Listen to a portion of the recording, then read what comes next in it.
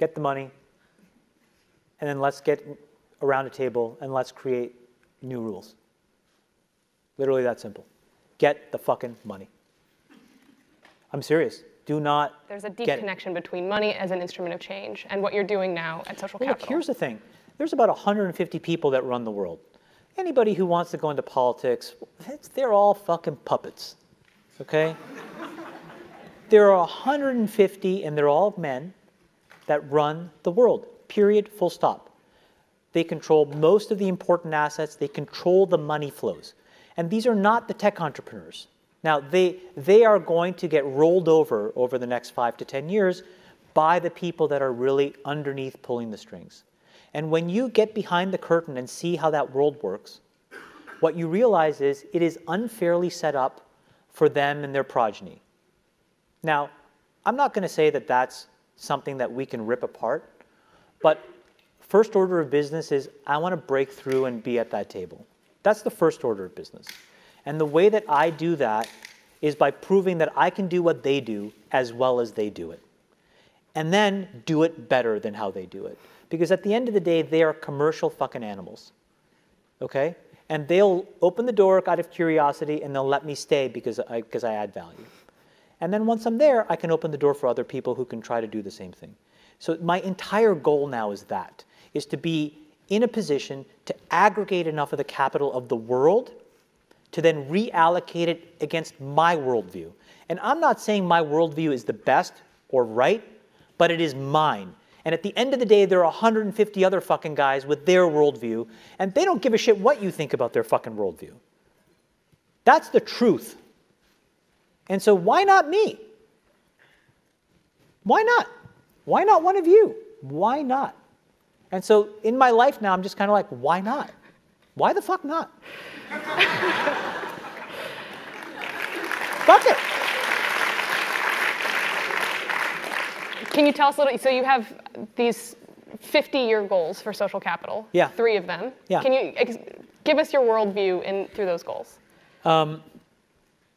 So my 2045 ambition for the organization, this is as I see it right now, 2045, is I would like us to employ at least 10 million people through the businesses that we own. I would like our businesses to positively affect at least 1/4 of the world's population. And I would like us to have made cumulatively about $1 trillion. That's my 2045 ambition. I think if we do that, we are the modern face of capitalism for the next 50 years. So how we do that now becomes really important. So if you think about building businesses today that could do any of those 3 things, you have to be technological. You absolutely just have to be. You are not going to build a brick and mortar business that gets anywhere close to those 3 things, number 1. Number 2 is you have to think very broadly about building things that can stand the test of time. Those businesses are by definition hard and non-obvious. And so they compound in scale very slowly. And that's really counterintuitive to the overriding logic of Silicon Valley, which says quick, fast, go, right? But that kind of premature ejaculation doesn't work if you're trying to fucking be around forever.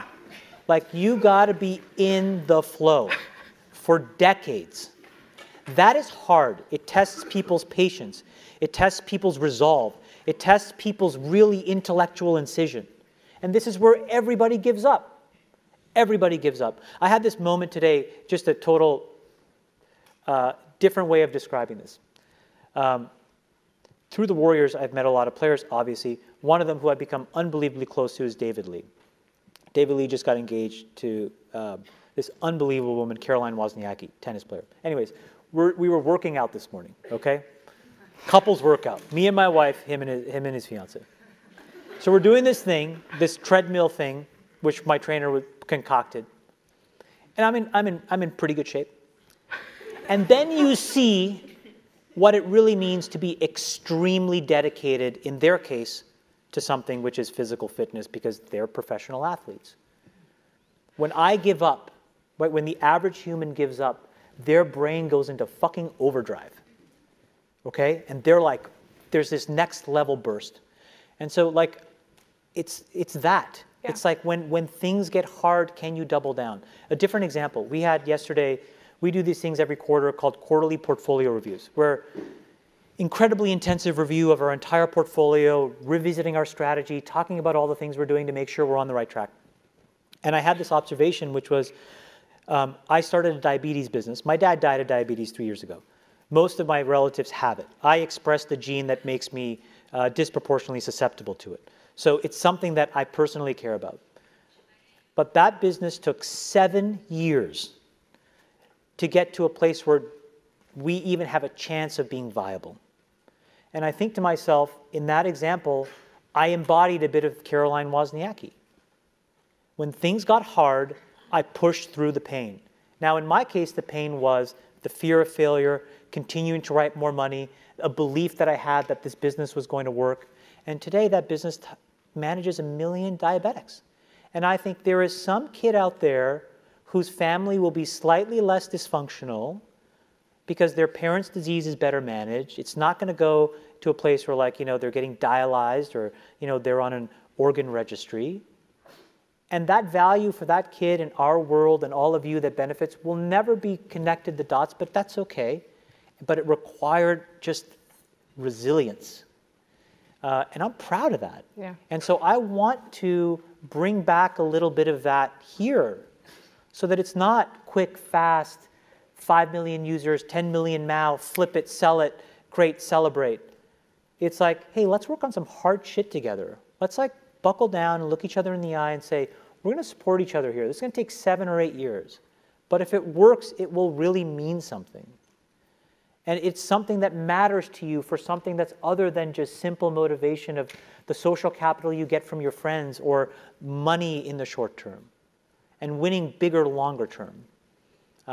We're missing that, and I think part of our success will be if we can stay focused on that. Our education portfolio is another thing. It literally looked like a train wreck for 3 years, where everybody has always said, you never invest in education. And my thing was, it's not about education. This is about human capital development. It's about, for every one of you who's so smart that got into Stanford, think of all the people who could be as capable. I'm not asking you to empathize with them, but I, as a capitalist, want a starting line where all of those people can run a race so that I can pick the winner. No offense to any of you here. And it took us 3 years where now those building blocks exist, and I'm like, wow. How many times did I have to look at my partners and say, no, the easy answer is to walk away, the hard answer is to double down, we have to support this business. That culture is missing here. So part of what we're trying to do to achieve those goals is take really big, audacious points of view on the world and then train ourselves to be patient. And it's really, really hard. The entire society is set up to not be patient anymore. What do you want these future business leaders to do about it once they get into that spot? Get the money. Get the money, and then let's get around a table and let's create new rules. Literally that simple. Get the fucking money. I'm serious. Do not get it. It is going to be made. It is going to be allocated. And you have a moral imperative to make sure that if you have a point of view that matters and you want to reflect it, you get it. I'm going to go get it. Other people are going to go get it.